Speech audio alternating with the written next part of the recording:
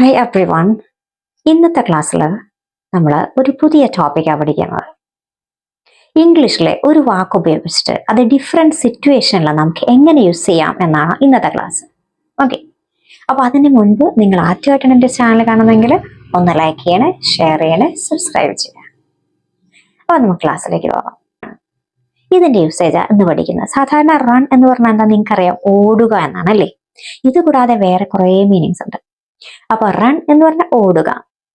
ഞാൻ രാവിലെ എല്ലാ ദിവസവും ഓടാറുണ്ട്. I run every morning. I run every morning. നേത്ര യൂസേജ് ആണ് ഓപ്പറേറ്റ്. ഓപ്പറേറ്റ് എന്ന് പറഞ്ഞാൽ എന്താ, പ്രവർത്തിക്കുക എന്നുള്ള അർത്ഥമുണ്ട്. എൻ്റെ ഫോൺ സ്മൂത്ത് ആയിട്ട് പ്രവർത്തിക്കുന്നു. My phone is running smoothly. My phone is running smoothly. ഇനി റൺ എന്ന് പറയുന്നതിന് വേറൊരു മീനിങ് ആണ് മാനേജ് എന്നുള്ളത് അർത്ഥം. മാനേജ്. അവൻ ഒരു ചെറിയ ബിസിനസ് നടത്തുന്നു. He runs a small business. He runs a small business.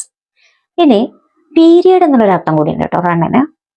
ആ മൂവിക്ക് 2 മണിക്കൂറിന്റെ ദൈർഘ്യമുണ്ട്. The movie runs for 2 hours. The movie runs for 2 hours. റണ്ണിന്റെ യൂസേജ് നിങ്ങൾ പഠിച്ചു അല്ലേ.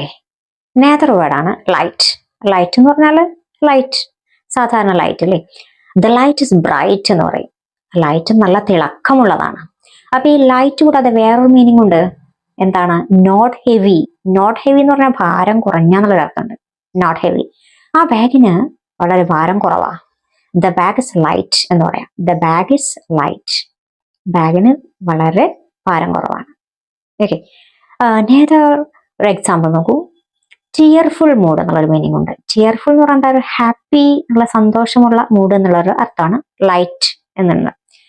അവന് നല്ലൊരു സന്തോഷത്തിലുള്ളൊരു മൂഡിലാ. എങ്ങനെ പറയും? He's in A light mood today. He's in A light mood today എന്ന് പറഞ്ഞാൽ അവൻ നല്ലൊരു ചിയർഫുൾ, ഒരു ഹാപ്പി മൂഡിലാണ്.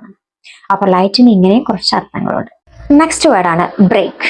ബ്രേക്ക് എന്ന് പറഞ്ഞാൽ പൊട്ടിക്കുക എന്നുള്ള അർത്ഥമാണ് അല്ലേ. പൊട്ടിക്കുക, ആ ഗ്ലാസ് പൊട്ടിക്കല്ലേ. Don't break the glass.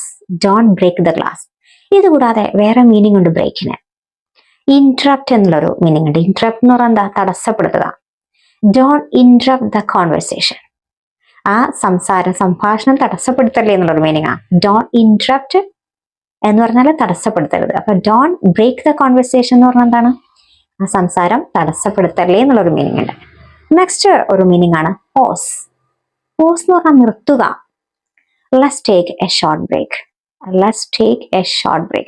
നമുക്കൊരു ചെറിയ ഇടവേള എടുക്കാം. അപ്പൊ പോസ് എന്നുള്ളൊരു മീനിങ് ഉണ്ട്, പൊട്ടിക്കുക എന്നുള്ളൊരു മീനിങ് ഉണ്ട്, ഇന്ററപ്റ്റ് തടസ്സപ്പെടുത്തുക എന്നുള്ളൊരു മീനിങ് ബ്രേക്കിനുണ്ട്. നേരത്തെ ഒരു മീനിങ് ആണ് എസ്കേപ്പ്. എസ്കേപ്പ് എന്ന് പറഞ്ഞാൽ രക്ഷപ്പെടുക. അവൻ ജയിലിൽ നിന്ന് രക്ഷപ്പെട്ടു. He broke out of jail. He broke out of jail എന്ന് പറഞ്ഞാൽ അവൻ ജയിലിൽ നിന്ന് രക്ഷപ്പെട്ടു. ഒരു ഇംഗ്ലീഷ് വേർഡ് എടുത്ത് നോക്കിയാൽ ഒരു മീനിങ് മാത്രമല്ല, ഇഷ്ടം പോലെ മീനിങ് നമുക്ക് അതിന് കിട്ടും. അപ്പോൾ ഡിഫറെൻറ്റ് സിറ്റുവേഷനിൽ എങ്ങനെ യൂസ് ചെയ്യാൻ നമ്മൾ പഠിച്ചു കഴിഞ്ഞു അല്ലേ. If you like this video, please like, share and subscribe my channel. Thanks for watching.